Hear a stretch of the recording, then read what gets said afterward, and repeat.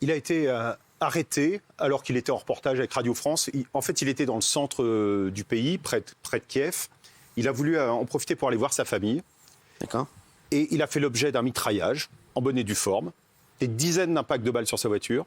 Il a accéléré, il s'est pris un arbre, il a été sauvé par son airbag, et là, il était sorti du véhicule.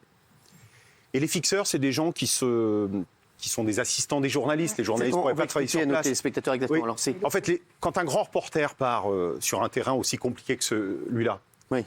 Quand on ne parle pas la langue, qu'on n'a pas les contacts sur place, on a besoin de personnes qui sont extrêmement débrouillardes, qui peuvent appeler tel ou tel, trouver le chemin. Bref, ils facilitent tout. Oui. Parfois, ces fixeurs, d'ailleurs, c'est des journalistes eux-mêmes. Oui. Ce qui n'est pas le cas de Nikita. D'accord. Lui, il travaillait dans une société d'informatique. Et puis, il a travaillé pour plusieurs médias français. Et là, récemment, pour Radio France. Et donc, il s'est fait extraire de son véhicule. Et là, il a vécu 9 jours d'horreur. À base de détention attaché à un arbre pendant 48 heures dans le froid. Il a eu droit à des simulacres d'exécution. C'est-à-dire qu'on lui a laissé penser qu'on était en train de le flinguer, définitivement.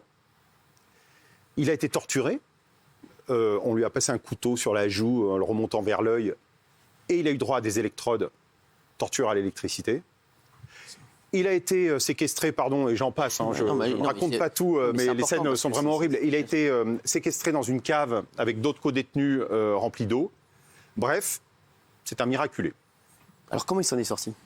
Il s'en est sorti parce que finalement, et lui-même ne s'attendait pas à en sortir, il a fini par être amené près d'une route. Ceux qui le détenaient ont arrêté une voiture, ont dit « emmenez-le, sinon on va le flinguer ».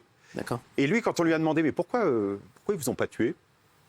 Il a eu une phrase extrêmement forte. Il dit « je crois qu'il n'avait pas le courage de creuser des tombes ». C'est fou, c'est incroyable. Alors, on entend ce que nous raconte Christophe Deloire.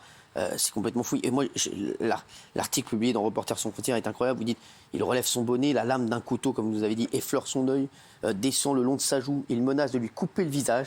Il explique qu'il est fixeur et interprète pour des journalistes étrangers, mais les coups pleuvent, des coups de crosse, des fusils mitrailleurs sur le visage et sur le corps. Nikita sent des morceaux de dents dans sa bouche et crache du sang. Nikita sent des morceaux de dents. Voilà, il est... c'est vrai que c'est un truc de fou. Sergueï, est-ce que ce que nous raconte Christophe Deloire ce soir, pour les téléspectateurs, on se dit c'est incroyable, on peut pas croire ça. Vous nous confirmez que c'est ce qui se passe ? Je confirme parce qu'il n'est pas le seul. Bien sûr. Il y a eu d'autres cas. Il y a eu Oleg à Kherson qui a subi peut-être un tout petit peu moins de torture que Nikita, mais il a passé quand même 24 heures très très mauvais. Et puis les Russes, de toute façon, ils sont connus quand il y a eu la guerre en Tchétchénie, quand il y a eu la guerre en Syrie, ils savent très bien, en fait, ils détestent les journalistes. Ils détestent les journalistes parce qu'ils savent que c'est les seules personnes qui vont raconter ce qui se passe réellement sur le terrain. Donc du coup, nous, déjà, on regarde ça depuis un mois. C'est insupportable parce qu'on vit en direct, en fait, les morts, les bombes, etc. Et les journalistes, c'est les gens qui leur insupportent à ces militaires parce que ça leur met face à leur torture, face à leur contradiction, face à cette guerre ils ne disent pas le mot guerre, tandis qu'un journaliste il leur rapporte ça. Et comme Christophe a dit, les fixeurs, en fait, c'est les gens qui sont très débrouillards et donc du coup ils peuvent passer même pour un espion parce qu'ils connaissent souvent les gens de l'autre côté, parce qu'il faut des fois passer la ligne de front, il faut négocier avec les mafias locales et donc du coup c'est les gens qui sont sont extrêmement exposés et heureusement qu'il y a les organisations comme celle de Christophe qui sont derrière, qui nous racontent ça, qui les aident. Vous avez un centre à Lviv maintenant pour les aider et donc ça c'est quand même quelque chose. Mais bon. C'est quoi les méthodes de torture ? Parce que c'est vrai qu'on a entendu Christophe il y a un instant, couteau, les chaises, l'électricité. Là, je vais pas vous raconter. Il y a pas de limite en fait. Il n'y a pas de limite, mais le problème c'est qu'ils sont conscients aussi que les gens qui torturent sont les criminels de guerre. Parce que la guerre, malgré tout ce qu'on raconte, toutes les horreurs, la guerre a des règles. Et donc la guerre, on la mène armée contre l'armée. Et tout ce qui est en dehors de l'armée contre l'armée, on n'a pas le droit. il y a les conventions de Genève qui sont là. Et donc, on ne peut pas tuer les civils, on ne peut pas bombarder les civils, on ne peut pas bombarder les hôpitaux, et on ne peut pas tuer les journalistes, et on ne peut pas torturer les gens. C'est interdit. Et donc, du coup, en fait, ce qui est extraordinaire, c'est qu'en fait, il a échappé. Parce que c'est un témoin. Et maintenant, vous imaginez, il devient accusateur. Et donc, si jamais il y a un procès à La Haye, il sera parmi les accusateurs qui vont se présenter en disant qu'il va raconter comment ça s'est passé, en peut-être reconnaissant sur les photos les gens qui l'ont torturé.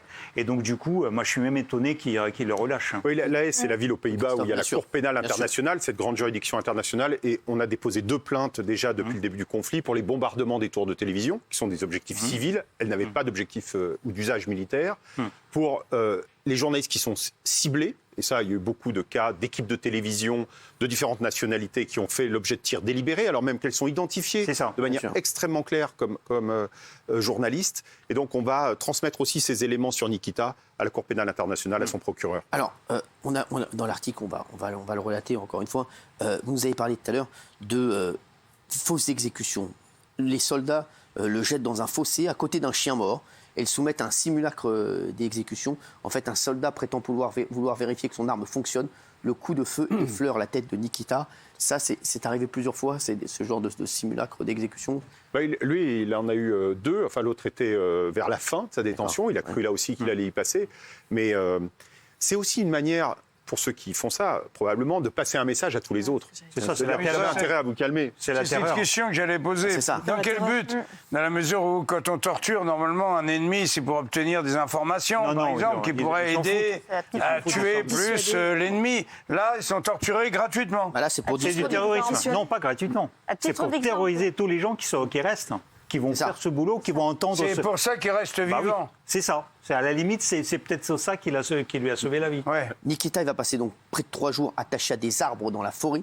Les soldats russes lui avaient mis un bonnet pour lui couvrir les yeux et enlever ses chaussures.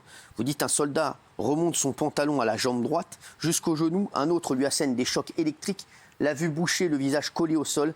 Nikita est incapable de décrire avec quel instrument, mais il raconte 3 ou 4 chocs électriques pendant 5 à 10 secondes à chaque fois.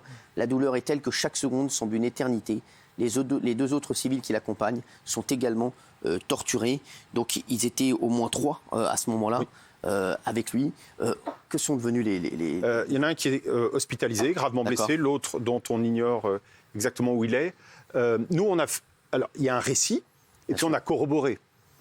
On a appelé tous les témoins possibles. Il y a eu des coups de fil aussi passés au moment de la libération, donc on a vérifié. Et surtout, comme le disait Sergueï, on a ouvert un centre à Lviv, dans l'ouest du pays, pour aider les journalistes ukrainiens, pour envoyer des casques, des gilets pare-balles, faire des formations.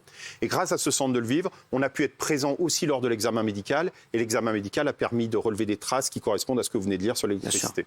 Alors, le truc aussi, il faut que les gens comprennent, parce que les journalistes, en fait, ils portent un casque blanc avec le truc presse. Ça veut dire qu'ils sont identifiables facilement.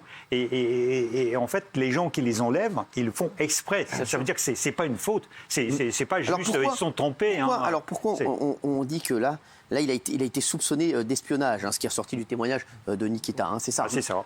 Oui, même si lui a une difficulté à savoir, parce qu'en fait, on ne lui fait pas un procès verbal en lui disant voilà l'acte d'accusation est celui-là, etc. Mais il a les fixeurs, mais comme les journalistes sont souvent accusés d'espionnage. L'espionnage est extrêmement pratique. Hier, à la télévision Channel One, vous savez, Marina, la jeune femme qui a brandi la pancarte, j'ai échangé avec elle hier, elle a été accusée d'être une espionne britannique sur sa propre chaîne, hier.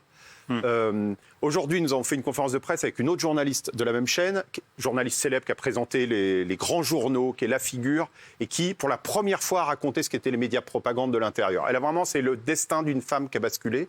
Elle a, vraisemblablement, elle sera accusée d'être une espionne aussi. Une traîtresse. C'est le genre de mots qu'on utilise. En fait, ce qu'on a aujourd'hui, c'est qu'on voit le fonctionnement des troupes russes sur le terrain, avec toutes ces exactions dont on parle. On voit ce qui se passe à Moscou et l'intensité de la répression, de la mise en place d'un appareil de censure complètement dément où ce qui restait de poche de résistance du journalisme indépendant a été liquidé, ou quasiment. Il reste Novaya Gazeta, ce journal martyr. Et encore. 5 journalistes ont été tués au cours de l'histoire, et notamment qui est le journal d'Anna Politkovskaya, cette célèbre journaliste russe, assassiné. Pour l'instant, la preuve n'est pas rapportée que les ordres sont directement donnés. C'est-à-dire qu'on ne fait pas le lien direct entre Moscou et les pratiques sur le terrain. Il reste à l'établir. Et pour ça, il faut des journalistes pour pouvoir travailler. Et malheureusement, le Kremlin fait en sorte d'être une boîte noire et on a du mal à enquêter.